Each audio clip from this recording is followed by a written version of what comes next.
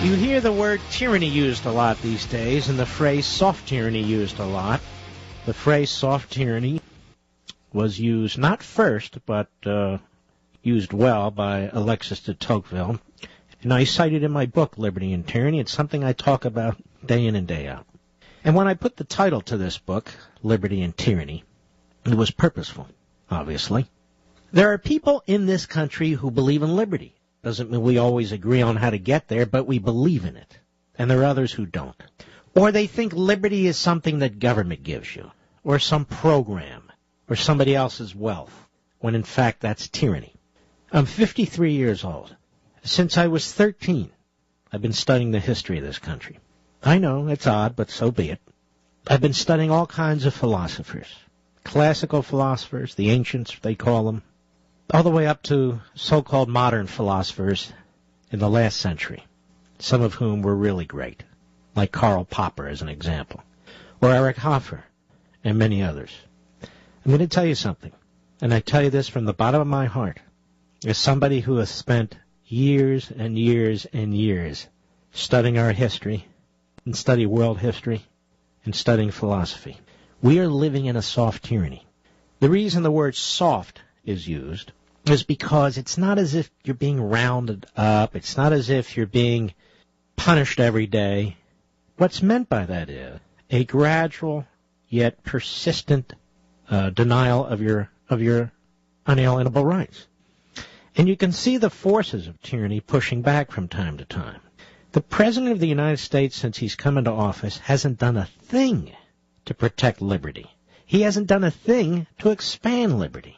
Everything he does is based on a philosophical, governmental, and economic model that is contrary to our models. He is extremely hostile to our history and our economic system. He has no respect for people in the private sector. He has no respect for the Founding Fathers and all of those who came before him and served in that office. None. This is what he means by fundamental transformation. You don't fundamentally transform something unless you think it is evil or detestable or dangerous or what have you. You basically have to have contempt for it. Otherwise, why fundamentally transform it? So when you say you're going to fundamentally transform, fill in the blank, our society, our economic system, whatever it is, that means you want to destroy it and build something else. Now, what does he want to build? Well, ladies and gentlemen, there's only one other thing to build. Oh, it has differences and distinctions in terms of these different experiments over human history. But what he wants to build is some kind of tyranny. Now, I know people want to silence me. I know that the next great horrific tragedy that occurs, they will take what I just said and play it back over and over again. I know they'll hope that some nutjob has a copy of Liberty and Tyranny in their house. All Liberty and Tyranny does is promote individual liberty, constitutionalism, unalienable rights. Isn't that what we're supposed to promote? Isn't that what the president's supposed to promote? What's so controversial?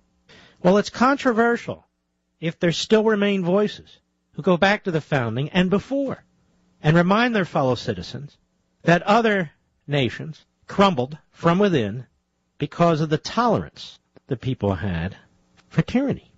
Now, there was a great piece in the American Spectator by a buddy of mine who served in the Reagan administration with me, Jeffrey Lord. And he uses my name to make a point. He was former White House political director, and he's an author, and he writes at the American Spectator, one of the finest magazines in the country, by the way.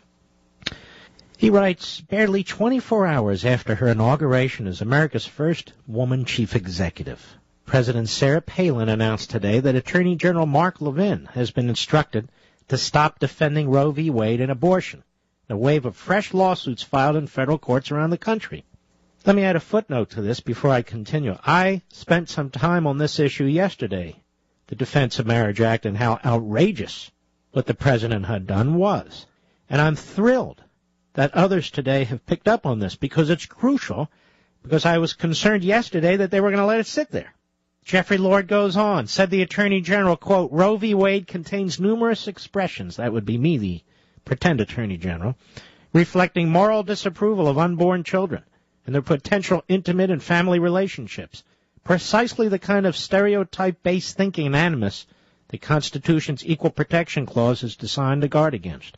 What he's doing here, Lord, is basically taking Holder's press release, putting my name in, and putting Roe v. Wade and abortion in instead of the Defense of Marriage Act. He writes, much of the legal landscape has changed in the 40 years since the Supreme Court created a so-called right to privacy, which has no constitutional basis and no tangible form, Levin said in a statement. He noted that various Supreme Court justices had previously ruled that laws authorizing the taking of life of an unborn child are unconstitutional, and that Congress had forbidden the federal government from paying for abortions. At the White House, a spokesman said President Palin herself was never one to be grappling with her personal view of abortion, and has always personally opposed Roe v. Wade as unnecessary and unfair. Attorney General Levin wrote to House Speaker John Boehner, Republican Ohio, that Palin has concluded Roe v. Wade fails to meet a rigorous standard under which courts view with suspicion any laws targeting minority groups who've suffered a history of discrimination. Quote, the unborn, perhaps the most vulnerable minority group in history, have a severe history of discrimination, added the new Attorney General.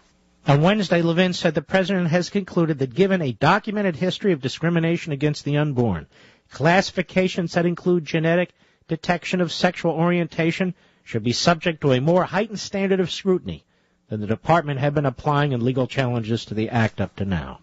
The Attorney General said the department will immediately bring the policy change to the attention of two federal courts now hearing separate lawsuits targeting Roe v. Wade. The decision brought an angry response from Planned Parenthood, and what sources say was a heated phone conversation with the head of the pro-abortion group. One shocked Justice Department career attorney said the Attorney General was heard to say, "Get off the phone, you big dope." What's meant by all this? Well, ladies and gentlemen, I used the phrase the other day, and I've used it before.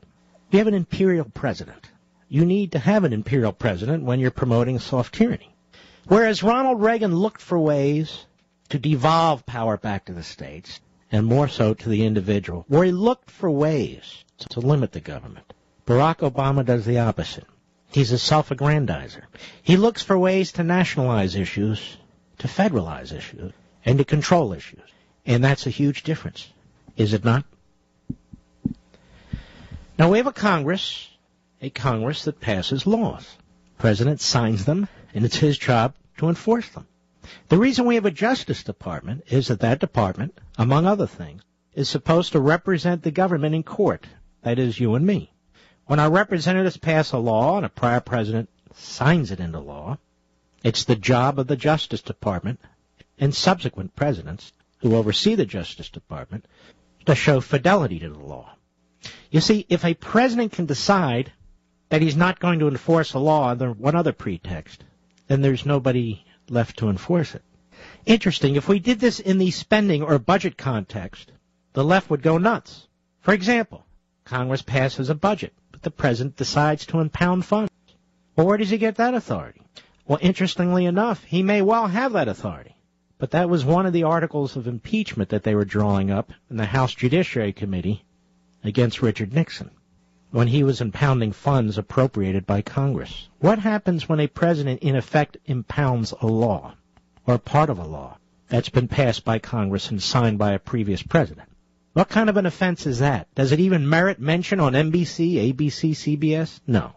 They're just amazed at how clever he is, going back to his base, pandering.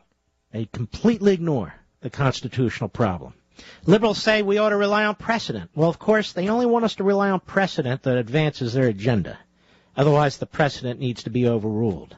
The point of the Jeffrey Lord piece today in the American Spectator, and the point of my comment yesterday, was, what now?